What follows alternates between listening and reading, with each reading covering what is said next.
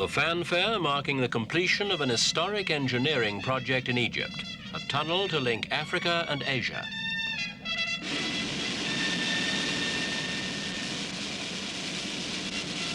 The tunnel rejoins the land link between Western Egypt and the Sinai Peninsula.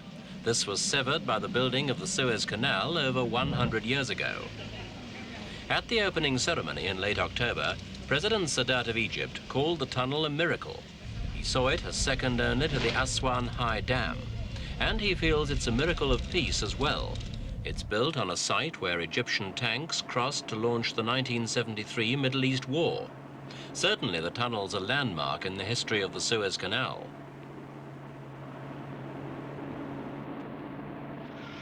The waterway, built in the 1860s, shortened the voyage from Europe to the east by between 4,000 and 5,000 miles.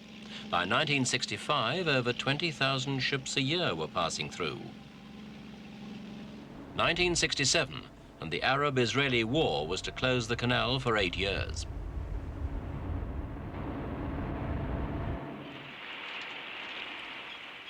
The wrecks of 10 large ships blocked the waterway. The world shipping was forced to take the long route to Europe around the Cape of Good Hope. On the banks of the canal, wrecked houses and shops, vivid symbols of a disrupted economy and way of life. The 3 main centers along the canal, Port Said, Ismailia and Suez, had been devastated. 80% of Port Said on the Mediterranean Sea had been destroyed. Since the Fourth Arab-Israeli War of 1973, Egypt has launched an ambitious redevelopment project. The canal zone has been granted first priority because of its importance. First, the clearing of the canal itself. This was to take 14 months. The 10 large wrecks were cut into sections and lifted onto dry land. There were also 90 smaller wrecks, including launches, lorries and similar objects to be cleared.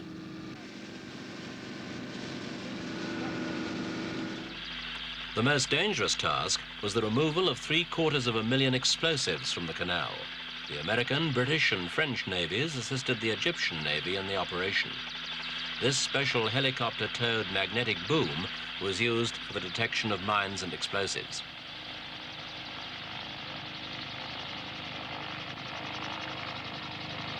Surface mines did not pose the same problems as the unexploded shells and explosives scattered on the canal floor. American aid for this task reflected Egypt's political swing away from Soviet military reliance since 1972. Increasingly, Egypt looked to the West, and particularly the Americans, for economic and military assistance.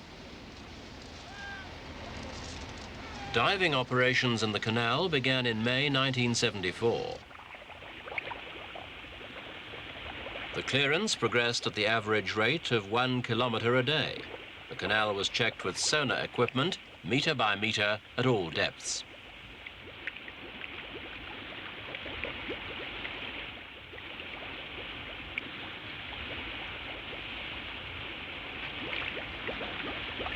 The sonar-detected mines and explosives were destroyed by counter-mining, or when possible, they were simply blown up.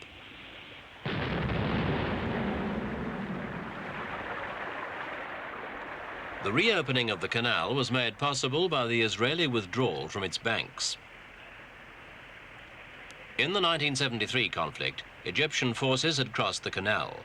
The ceasefire and the disengagement process saw the Israelis move back to lines 20 to 25 kilometers from the waterway. Egypt's acceptance of the disengagement agreements was condemned by Syria, Iraq, and the Palestine Liberation Organization. They saw the American-promoted agreements between Israel and Egypt as breaking Arab solidarity. The peace process finally bore results with the Camp David Accords of September 1978.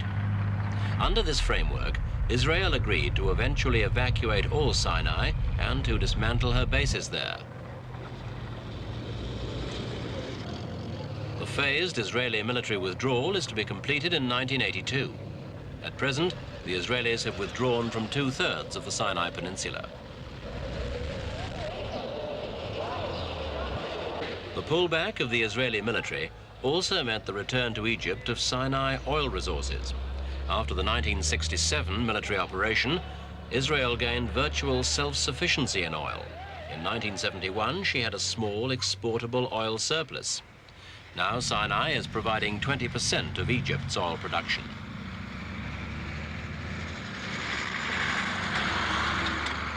For Israel, the gains of Sinai withdrawal and peace with Egypt included shipping access through the Suez Canal.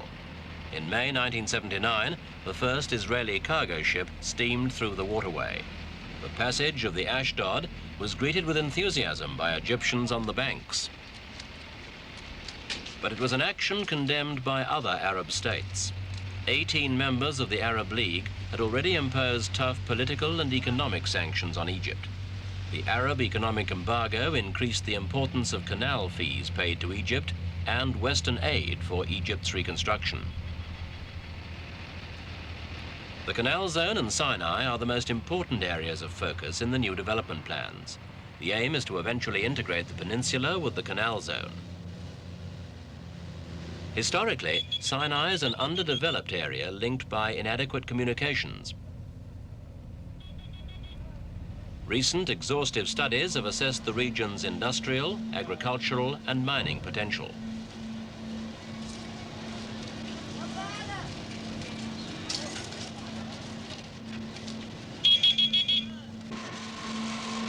The construction of the 6-kilometre tunnel is an important first step in opening up the Sinai.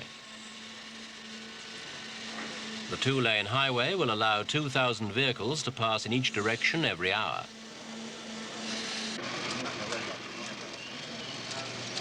The project was drawn up soon after the Egyptians reoccupied the east bank of the Suez in 1974.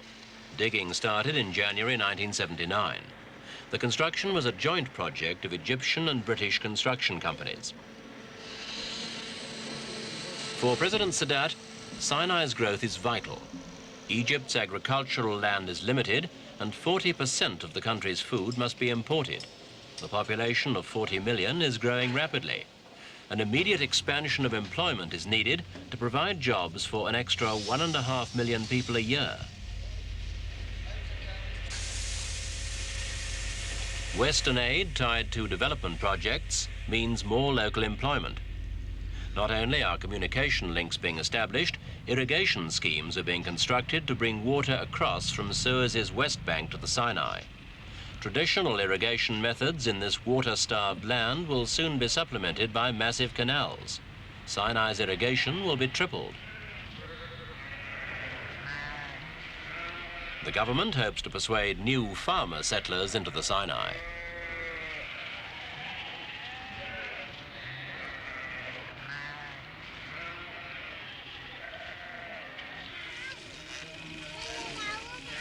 Fishing is another traditional industry being developed in the region.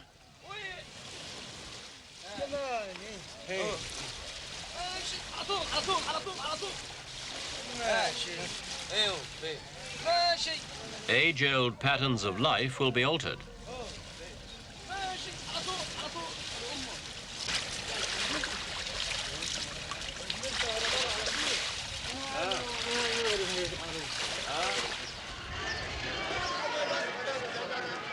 Traditional market towns are planned to become centres of industrial development.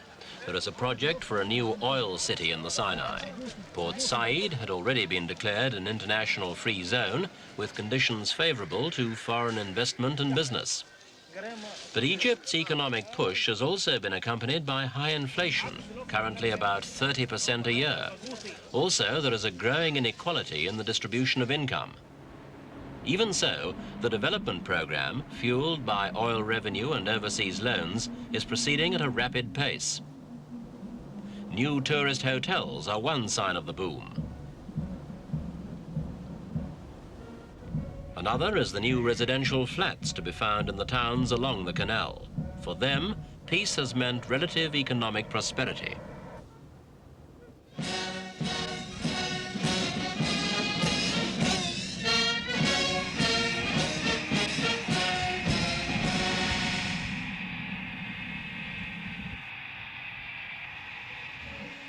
The Israeli president commences a recent 5-day visit to Egypt. Yitzhak Navon was greeted by President Sadat, who was to tell him that the normalization of relations with Israel would not be disrupted, despite slow progress on the thorny question of autonomy for the Palestinians.